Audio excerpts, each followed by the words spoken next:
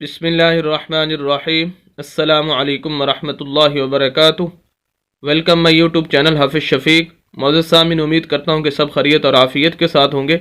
الحمدللہ، تختی نمبر 13 اس کا پارٹ 3، جس کے اندر ہم خصوصاً شد کی مشق کرنے جا رہے ہیں، اور شد کے ساتھ ساتھ باقی تمام چیزوں کی، مثلا زبر زیر پیش، دو زبر دو زیر دو پیش، کھڑی زبر کھڑی زیر الٹا پیش، حروف مدہ اور لین، ساکن، قلقلہ، غنہ، وقف، یہ تمام چیزیں انشاءاللہ ہم ڈسکس کریں گے، کیونکہ ہمارا مقصد آپ حضرات کے سامنے چند الفاظ پڑھنا ہی نہیں ہوتا، ایک دو لائنیں پڑھنا ہی نہیں ہوتا، بلکہ ہمارا مقصد نورانی قیدی کے چند الفاظ آپ کو پڑھ کر آپ کے سامنے وہ تمام اصول و ضوابط اور تجویدی قوانین رکھنے ہوتے ہیں، جن کو مد نظر رکھ کر آپ بقیہ قرآن کی صحیح طریقے سے تلاوت کر سکیں۔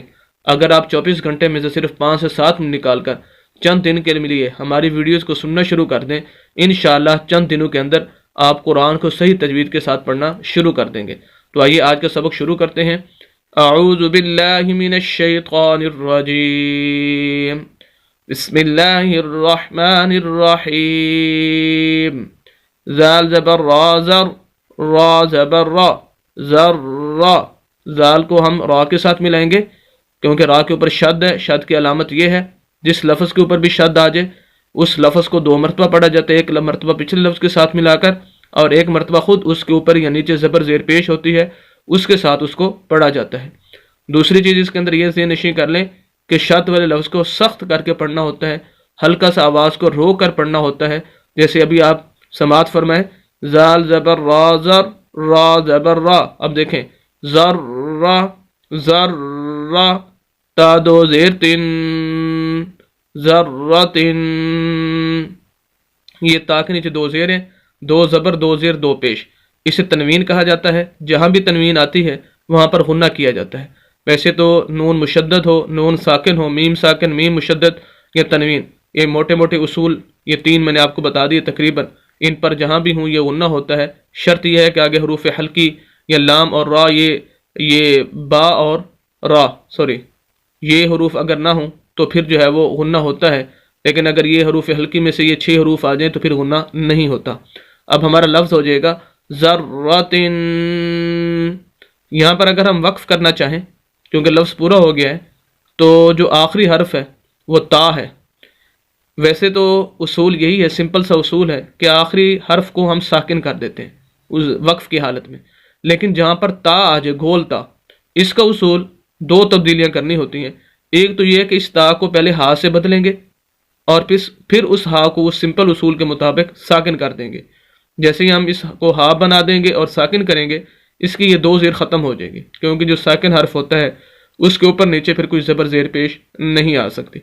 اب ہمارا لفظ ہو جائے گا ذرہ، وقف کی حالت میں، ذرہ، او پیش واو قو، واو زبر وا، قوا، سخت کر کے پڑھنا ہے، قوا، تا 2 زیر 3، وہی باتیں، قوتن، وقف کریں گے، تا کو ہا سے، ہا کو ساکن، قوہ، قوہ، کاف زبر را کر، را زبر را، کر را۔ آپ نے شد کے اوپر زیادہ فوکس کرنا ہے کیونکہ اس کی ہماری مشق ہے۔ کر را، تا 2 پیش تن، غنہ، 2 زبر 2 زیر 2 پیش، تنوین ہے، غنہ ہوگا، کرتن۔ وقف کریں گے، تا کو ہا سے، ہا کو ساکن، کرہ، سین پیش عین سع، عین زیر عی، سعی، سخت کرنا ہے، عین کو، آواز کو روکنا ہے، را زبر تارت، سعیرت، سعیرت۔ اگر وقف کریں گے آخری لفظ کو ساکن کر دیں گے، لیکن وہ پہلے سے ہی ساکن ہے، تو وقف کی حالت میں بھی یہی پڑھا جائے گا، سعیرت۔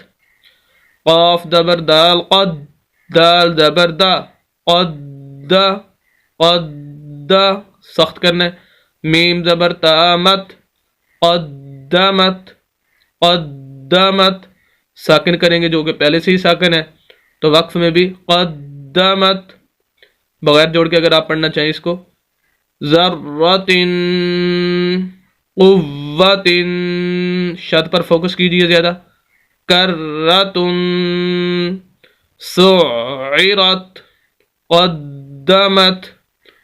تو یہ تھی ایک لائن جو آپ حضرات کے سامنے پڑھی تھی. امید کرتا ہوں کہ آپ شد کو اور خصوصاً باقی جو بھی جتنے بھی اصول و ضوابط بتایا گئے ان کو بخوبی سمجھ چکے ہوں گے.